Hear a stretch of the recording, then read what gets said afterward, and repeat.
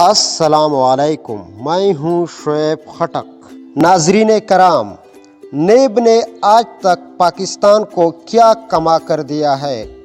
क्या ये फजूल इदारा है?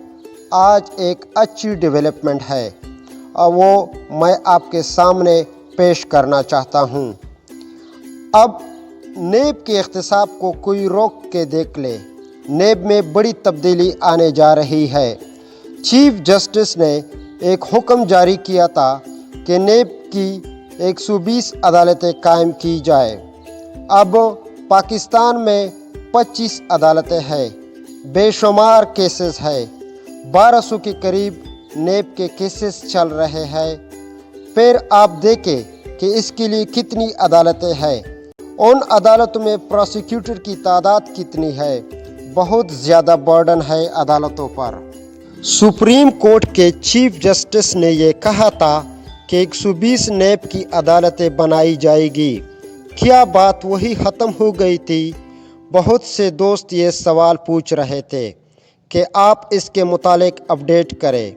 ये अदालतें कौन बना रहा है? इसके लिए पैसे कहाँ से आएंगे और उसके ऊपर निगरानी कौन करेगा?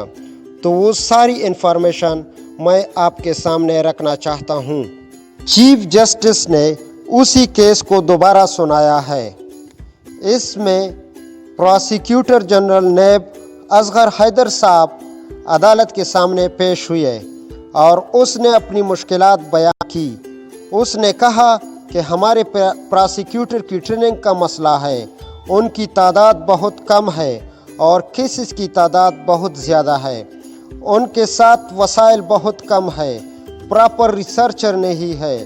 सज़ा देने का जो रेशो है वो नेब का बेहतर है, लेकिन इसके बावजूद हमें कोई शाबाश नहीं देता, हर कोई हमें गालियाँ देता है। अब एक सरकारी वकील जो नेब का मुलाजिम है वो कितने केसेस निपटा सकता है एक वक्त में? 25 केसेस एक वकील के पास है। हकीकत में ये बड़ा मुश्किल काम है। एक केस जो कोई पढ़ना चाहे उसके 5 6 वॉल्यूम होते हैं। बाज़ औक़ात एक केस पढ़ने में एक हफ़्ता लग जाता है। जब भी आपका कोई केस होता है आप उस केस को बार बार पढ़ते हैं, तो ये एक लंबा प्रोसेस है।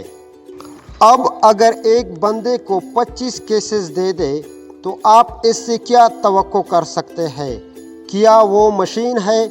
इसके मुकाबले में एक तगड़ा वकील खड़ा होता है, उसके 25 बंदे मावनत करते हैं। इसी केस में वो करोड़ों रुपए लेते हैं। उनको क्या ज़रूरत है दूसरे केसेस में पढ़ने की? तो इस तरह एक सरकारी वकील का और एक प्राइवेट वकील का मुकाबला नहीं बनता। यानी आप एक पहलवान को पैरों से बांध ले और उसको दूसरे के साथ खड़ा कर दे, जिसके हाथ में तलवार हो, तो जंग का नतीजा कोई और होगा। तो यही नेब के वकील के साथ होता रहा है, तो उन बेचारों के साथ ऐसा ही होता रहेगा अगर ये सिलसिला चलता रहा। आखिर में बदनामी नेब की होती है। चीफ जस्टिस ने नेब के वकील से कहा कि कसूर वकील का नहीं, कसूर नेब के दफ्तर का है। एक्चुअली नेब के वो एहलकार जो इन्वेस्टिगेशन करते हैं वो केस को इतना कम्प्लेक्स करते हैं कि एक छोटा सा प्रोसिक्यूटर इसे डिफेंड नहीं कर सकता।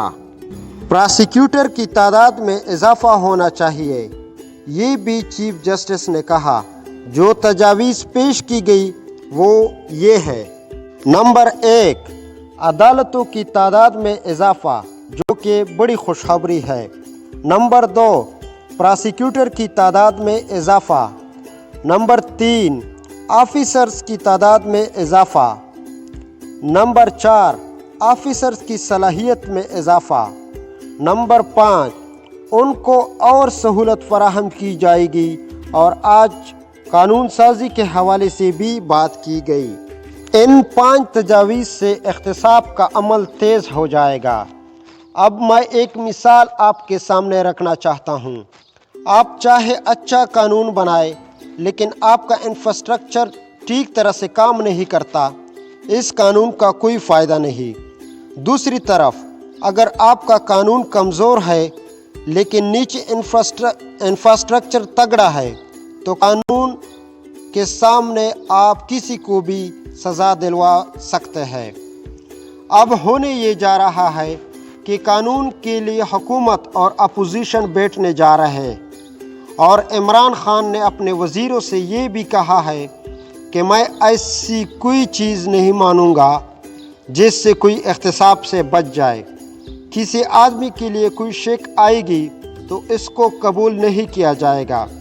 چیف جسٹس نے انفراسٹرکچر کے لیے 2.86 ارب روپے لگانے کا بھی حکم دیا ہے۔ اسی طرح پراسیکیوٹر کی تعداد میں بھی اضافہ ہوگا۔ سپریم کورٹ نے سیکرٹری قانون کو یہ حکم جاری کیا ہے کہ کابینہ کو سمری فوری طور پر بھیجی جائے 120 احتساب عدالتوں کے لیے، اور 1 ماہ کے اندر سپریم کورٹ میں رپورٹ جمع کرے۔ جہاں تک عمران خان کی کابینہ کا تعلق ہے وہ اس سے بہت جلد منظور کرے گی۔ اب تک کے لیے اتنا ہی کافی ہے۔ اگر آپ کو میری یہ ریسرچ اچھی لگی ہو تو ویڈیو کو لائک کریں، چینل کو سبسکرائب کریں اور دوستوں کے ساتھ شیئر کریں۔ اللہ اسلام اور پاکستان کا حامی و ناصر ہو۔ پاکستان زندہ باد۔